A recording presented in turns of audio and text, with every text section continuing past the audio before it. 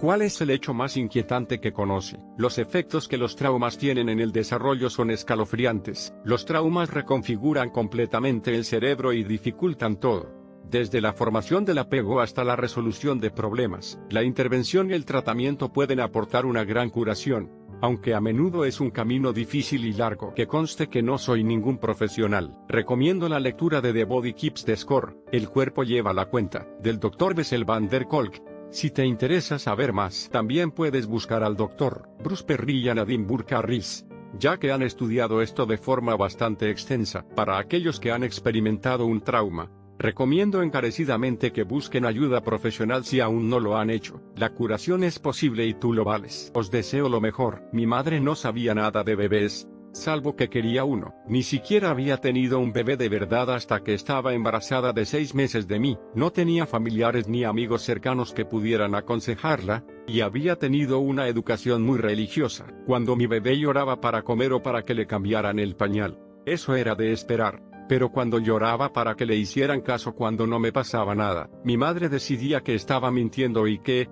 obviamente, solo un bebé que había nacido mal podía mentir a una edad tan temprana. La pequeña era tratada en consecuencia, solo recibía abrazos en ocasiones especiales y, en general, era vista como un monstruo demoníaco al que ella estaba obligada legalmente a mantener y moralmente a convertir a su religión. Por lo demás, podía callar y dejarla en paz porque no quería asociarse con el mal. Decir que era una niña extraña y descontenta sería quedarse corto. Estuve a punto de pasarme al lado oscuro antes de que mis amigos empezaran a ayudarme a reconducir mi cerebro. Nunca he tenido un bebé, pero hasta mi gata llora para conseguir atención y mimos. Estoy segura de que eso no la convierte en malvada. Estoy segura de que los bebés deben recibir muchos mimos.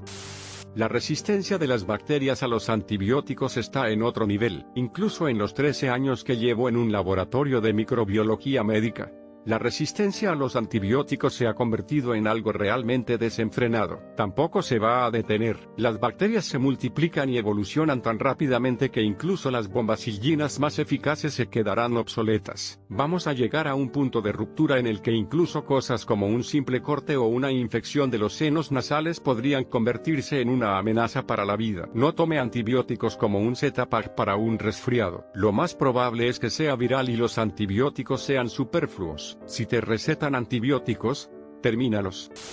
Cuando las ballenas envejecen demasiado para seguir viviendo, pierden la energía para mantenerse a flote, y se hunden lentamente en el fondo del mar. Así que, a menos que una ballena varara antes de morir, la mayoría de las ballenas se ahogan en el momento de la muerte. Deja que eso se hunda. Los romanos de alrededor del año 100 a.C., que habían sido declarados culpables de parricidio, eran cocidos en un saco de cuero con un perro, una serpiente, un mono y un pollo vivos cada uno, y luego eran arrojados al océano. Esto se conocía como poena culiae, que en latín significa pena del saco.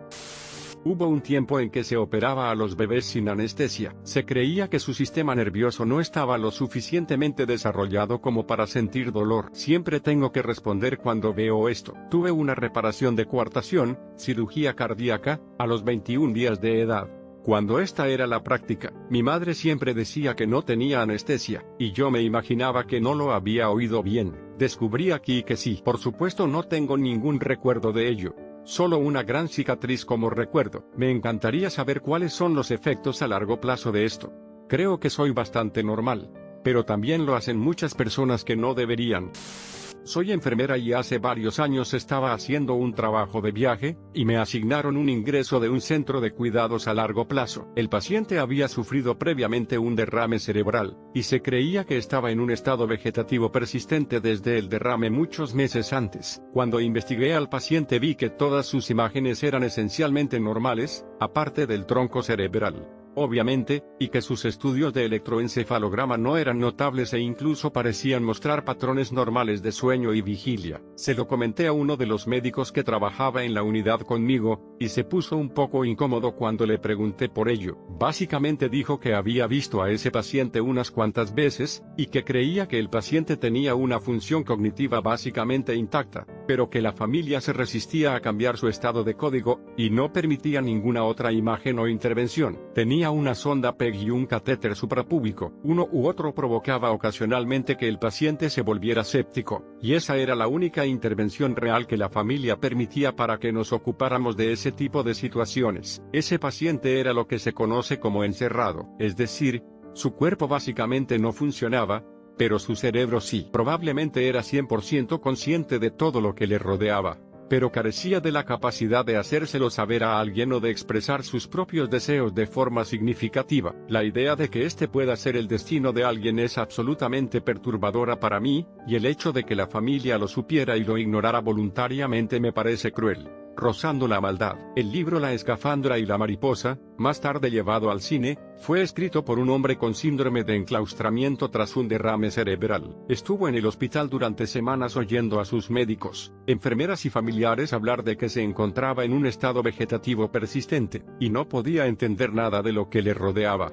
Y en realidad entendía cada palabra. Finalmente, una enfermera se dio cuenta de que parecía parpadear rápidamente cada vez que miraba en su dirección y sospechó que podía estar intentando comunicarse, así que le dijo, parpadea 2 veces si me entiendes, y él parpadeó 2 veces. Y luego le dijo, parpadea la respuesta a 14-11 si me entiendes, y él parpadeó 3 veces. Y entonces ella dijo, será mejor que vaya a buscar al neurólogo de guardia. Nunca recuperó el movimiento en nada más que en el ojo, pero parpadeando mientras una enfermera le señalaba un tablero de letras. Escribió un libro entero letra a letra, parpadeo a parpadeo. Murió 2 días después de la publicación del libro. Hay una ballena llamada 52 Blue que solo canta a una frecuencia de 52 Hz, lo que significa que no puede comunicarse con otras ballenas. Se la conoce como la ballena más solitaria del planeta. Para mis compañeros que se rompen el cuello habitualmente, los estudios demuestran que hay entre 1 de cada 20.000 y 1 de cada 250.000 posibilidades de que al reventar el cuello se produzca un pequeño desgarro, disección, en el revestimiento interno de una arteria, lo que puede dar lugar a la formación de coágulos de sangre que pueden crear una obstrucción en una arteria aguas abajo, causando un accidente cerebrovascular isquémico, una condición en la que se corta el suministro de sangre aparte del cerebro. Vi este viejo video en el que se comparaba a niños de 1 año y cómo reaccionaban a su entorno, concretamente a los juguetes que se les ponían delante. Los niños que habían estado en hogares felices y estables sentían curiosidad por los juguetes y jugaban con ellos. Se los llevaban a la boca, cosas de bebés en general. Sin embargo, los niños que vivían en hogares inestables e infelices tenían miedo incluso de tocar los juguetes, y no dejaban de mirar a su alrededor con expresiones faciales de preocupación. Fue desgarrador ver la diferencia y realmente demuestra que el hogar en el que creces tiene un gran impacto en tu vida. Una vez leí una historia en un periódico antiguo, sobre una niña de 12 años que pedía dinero para operarse. Era la única superviviente de un naufragio, y había perdido un buen trozo de su pierna en él. Por eso necesitaba la cirugía, para poder evitar que le amputaran la pierna. Lo más loco es el motivo por el que le amputaron la pierna. Durante el rescate, gritó a los socorristas que tuvieran cuidado al sacarla del agua porque un pez la había mordido en la pierna. No era un pez, era otra niña, de 6 años, muerta, todavía unida a su pierna por las uñas. 1 de cada 200 personas de la Tierra está emparentada con Gengis Khan. Es más que eso, 1 de cada 200 son descendientes directos de la línea masculina, es decir, hijo de un hijo de un hijo del señor Khan. No olvides que el viejo Genki también tenía hijas, y nietas, y bisnietas. El número real es en realidad más en el dominio de la mayoría de la población mundial. Matemáticamente es tal que si una persona vivió aproximadamente en la misma zona que tus antepasados y esa persona tiene descendientes, entonces eres uno de ellos, dado que con cada generación se duplica el número de abuelos, incluso teniendo en cuenta los matrimonios entre primos. El hecho de que una persona se case con alguien de otra ciudad puede duplicar el número de sus antepasados.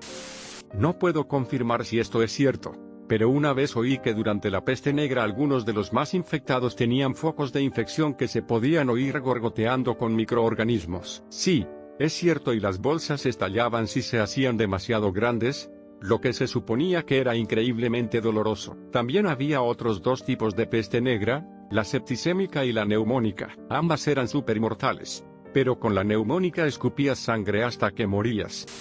En 1518, Tenochtitlán, capital imperial de los aztecas, era una de las ciudades más grandes y complejas del mundo, con una población estimada en unos 250.000. En 1522, el 99% de los residentes habían muerto, ya sea por la viruela, virgulilla 70% o por el consiguiente genocidio que ocurrió cuando los españoles dejaron que los locales oprimidos saquearan la ciudad. La ciudad sería borrada en gran parte de la historia. Tenochtitlán se consideraría limpia, según nuestros estándares. Esto fue en una época en la que el río Támesis se ahogaba con animales podridos y caca. Tenochtitlán fue construida en un lago de islas recuperadas, lo que significa que estaba lleno de pequeños canales, a través de una ingeniosa ingeniería que incluía un acueducto de tamaño romano y una enorme presa.